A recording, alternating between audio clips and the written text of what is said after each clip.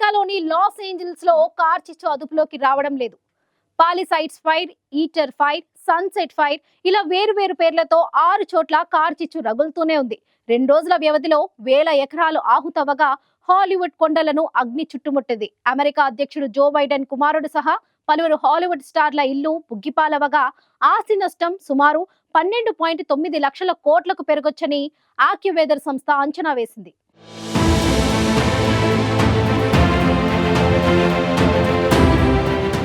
Car చిచ్చుల ధాటికి అమెరికాలోని Los Angeles నగరం అగ్నికీలలకు ఆహుతవుతోంది. ఏకంగా 10,000 ఇళ్లు బూడిద కుప్పలుగా మారిపోయాయి. మృతుల సంఖ్య నేటికి 10కి పైగా చేరుకుంది. ఈ సంఖ్య మరింత పెరిగే ప్రమాదం కనిపిస్తోంది. కేవలం పసిఫిక్ పాలిషేడ్స్ ప్రాంతంలోనే 5,000 నివాసాలు ధ్వంసమయ్యాయి. లాస్ ఏంజల్స్ చరిత్రలో ఈ స్థాయిలో కార్ చిచ్చులు రగలడం ఇదే మొదటిసారి. కోస్తా తీర ప్రాంతంలో 70 చదరపు కిలోమీటర్ల మేర భూభాగం మంటల్లో చిక్కుకుంది. వెంటనే సురక్షిత ప్రాంతాలకు వెళ్లిపోవాలంటూ 1.80 లక్షల మందికి ఆదేశాలు అందాయి. కలాబాసా, శాంటామోనికా, వెస్ట్ హిల్స్ తదితర ప్రాంతాలకు మంటలు వ్యాపిస్తున్నాయి. హాలీవుడ్ నటులు మార్క్ హమిల్, మాండీ మూర్, పారిస్ హిల్టన్ తదితరులు ఇప్పటికే లాస్ ఏంజల్స్ విడిచి వెళ్లిపోయారు.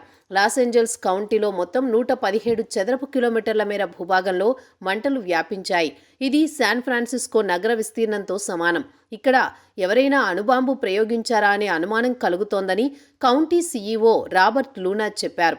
కార్ చిచ్చును అదుపు చేయడానికి 7,500 మందికి పైగా అగ్నిమాపక సిబ్బంది, అధికారులు శ్రమిస్తున్నారు.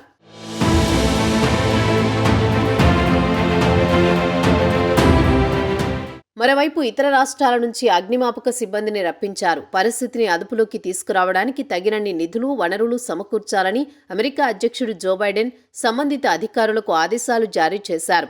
కార్చిచ్చు కారణంగా 12.92 లక్షల కోట్ల మేర ఆస్తి నష్టం వాటిల్లినట్లు తెలుస్తోంది. ప్రభుత్వ అధికారిక గణాంకాలు ఇంకా బహిర్గతం కాలేదు. ఇదిలా ఉంటే లాస్ ఏంజల్స్ సమీపంలో తాజాగా మరో కార్చిచ్చు మొదలైంది. వెంచురా కౌంటీ సమీపంలోని శాన్ ఫెర్నాండో వ్యాలీలో మంటలు ప్రారంభమయ్యాయని స్థానిక అధికారులు చెప్పారు. కార్చిచ్చు ఇతర ప్రాంతాలకు వ్యాప్తి చెందకుండా చర్యలు చేపట్టినట్లు తెలిపారు. ఇక్కడ బలమైన ఈదురు గాలులు వీస్తుండటంతో మంటలు వేగంగా వ్యాప్తి చెందుతున్నాయని, అరికట్టడం కష్టంగా మారిందని అంటున్నారు. ఇదిలా ఉండగా కార్చిచ్చు బాధితులను ఆదుకోవడానికి చాలా మంది ముందుకొస్తున్నారు. ఫండ్ ఆఫ్ సపోర్ట్కు $1 మిలియన్ ఇవ్వనున్నట్లు హాలీవుడ్ నటి జేమీ లీ కర్టిస్ చెప్పారు. మరోవైపు మాలిబు మొదలు శాన్ డియాగో కౌంటీ వరకు దక్షిణ కాలిఫోర్నియాలో 1.6 కోట్ల జనాభా ఉంటుంది. ఈ ప్రాంతాలకు అధికారులు రెడ్ అలర్ట్ ప్రకటించారు. శుక్రవారం రాత్రి వరకు శాంటానా గాలులు బలంగా వీస్తాయని, దీంతో పరిస్థితులు మరింత జటిలంగా మారే ప్రమాదాలున్నాయని హెచ్చరించారు.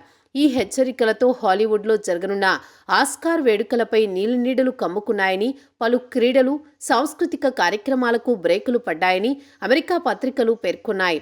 మాలిబులో అమెరికా అధ్యక్షుడు జో బైడెన్ కుమారుడు హంటర్ బైడెన్ ఇల్లు కూడా అగ్నికి ఆహుతైంది.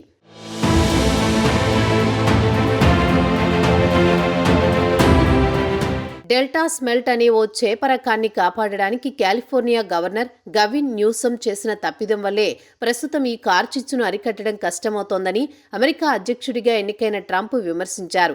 ఈ చేపలు తక్కువ నీటిలోనే మనుగడ సాధిస్తాయన్న ఆలోచనతో జలవనరుల పునరుద్ధరణ ఒప్పందంపై సంతకం చేయడానికి గవిన్ తిరస్కరించారు. లేకపోతే కాలిఫోర్నియాకు పెద్ద ఎత్తున జలాలు వచ్చేవి. అలా జరగకపోవడం వల్లే అగ్నిమాపక సిబ్బంది మంటలను అదుపు చేయడానికి తగిన నీటి లభ్యత లేక ఇబ్బంది పడుతున్నారని ట్రంప్ వ్యాఖ్యానించారు.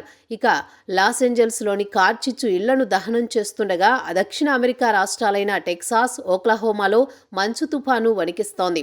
రోడ్లపై మంచు పేరుకుపోతుండటంతో వాహనాలు రాకపోకలు నిలిచిపోతున్నాయి. సాధారణ జనజీవనం స్తంభిస్తోంది. స్థానిక గవర్నర్లు అత్యవసర పరిస్థితి ప్రకటించారు. పాఠశాలలు మూసివేశారు.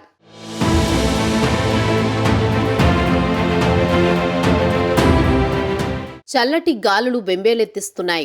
ఆర్కన్సాస్, టెక్సాస్, జార్జియా, టెన్నెస్సీ, దక్షిణ కరోలినా వంటి రాష్ట్రాల్లో అధికారులు ముందస్తు హెచ్చరికలు జారీ చేశారు. ప్రజలు అప్రమత్తంగా ఉండాలని సూచించారు. లూసియానా, మిసిసిపి, అలబామా రాష్ట్రాల్లో మంచు తుపానుకు తోడు వర్షాలు కురుస్తున్నాయి. అమెరికాలో గురువారం 4,500కు పైగా విమానాలు ఆలస్యంగా నడిచాయి. మరో 2,000 విమానాలు రద్దయ్యాయి.